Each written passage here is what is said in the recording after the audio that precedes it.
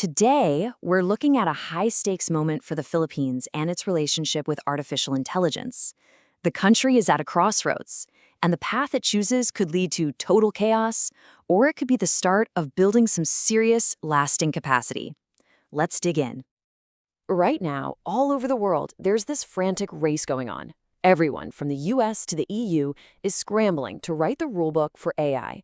It's this massive global push to get a handle on a technology that's changing things faster than, well, pretty much anyone saw coming. And this is where it gets really interesting for the Philippines. You've got this $35 billion BPO industry on the line. So what happens if you just rush to copy-paste the rules from richer countries? Well, it might not just be a bad idea, it could be a complete catastrophe. The stakes are incredibly high. Okay, so what exactly is the problem here? Well, the diagnosis is pretty clear. It's a legislative maze, a complete mess. Let's pull back the curtain and see what's actually happening. First symptom of the chaos? The sheer number of bills. In 2025 alone, lawmakers dropped 20 different bills trying to regulate AI. 20. You heard that right. Now, that definitely shows people are paying attention, but it also just screams confusion. There's no single coherent plan. And it gets worse. It's not just about how many bills there are, it's the quality. Believe it or not, a deep dive found that 60% of these bills were uploaded as blurry, unreadable image scans. I mean, you can't even search the text for keywords. This creates a huge wall blocking transparency right from the get-go. And if you look underneath those 20 bills, it's even more of a mess. It's not 20 versions of one idea. Nope. It's 5 completely different, competing visions for who should even be in charge of AI. Should it be a council focused on human rights or an authority focused on national security? They all want to be in the driver's seat, and it's pointing to a massive institutional turf war. So what's the root cause of all this chaos? Well, there's a term for it: premature isomorphism. Now I know, that sounds super academic, but the idea is actually simple. It's trying to look the part before you're ready. It's like adopting the super strict, complicated AI rules from the European Union without having the institutions, the budget, or the market power to actually make them work. Now, this isn't just theory. This kind of legislative chaos creates real-world dangers, what the research calls pathologies. So let's look at 3 huge risks where good intentions could go horribly, horribly wrong. First up, we have a risk the analysis calls the Triple-Headed Hydra. And honestly, it's the perfect name for the regulatory monster these bills could accidentally unleash. So imagine you're trying to launch an AI company. The proposed laws are so vague, you could end up having to answer to 3 different agencies at the same time: a new AI authority, the existing Privacy Commission, and the Cybercrime Center. Who has the final say? Nobody knows. It's a perfect recipe for gridlock and legal nightmares. The second big risk is a classic case of unintended consequences, known as the Cobra Effect. This is that bizarre situation where your brilliant solution to a problem actually ends up making the original problem way, way worse. And here's exactly how that could happen with the BPO industry.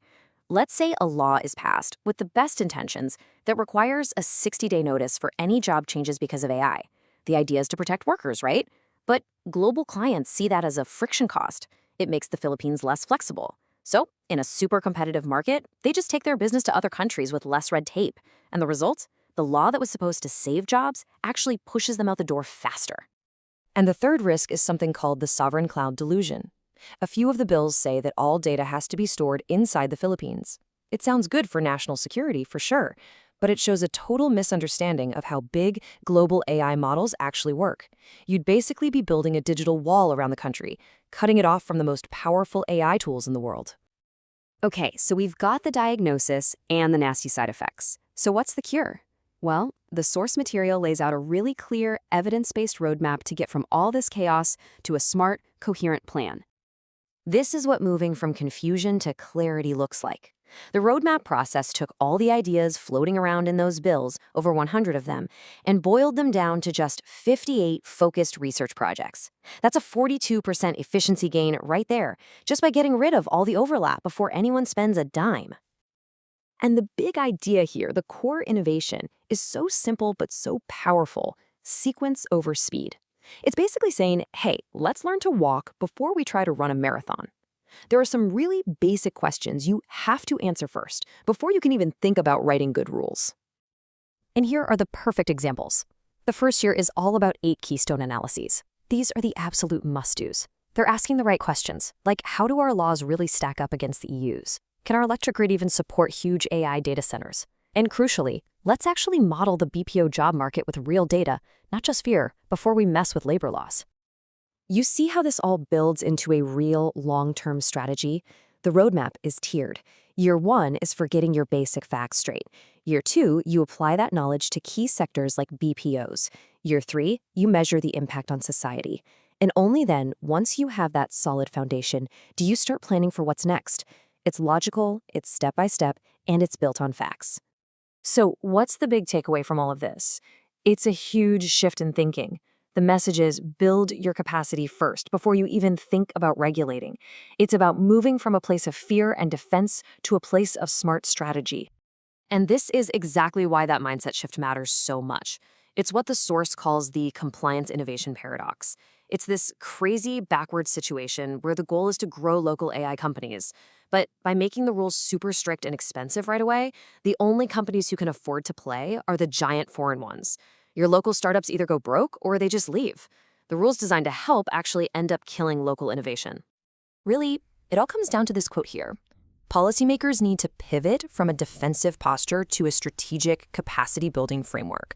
Stop just reacting to AI out of fear. Start building the foundation to actually use it to your advantage. And so that leaves us with this one final question. The Philippines is truly at a fork in the road. One path is paved with good intentions, but it leads straight to chaos and missed opportunities. The other path is slower, it's more deliberate, but it's about building real knowledge first. The choice is right there. Build a future on solid evidence or on a very dangerous illusion.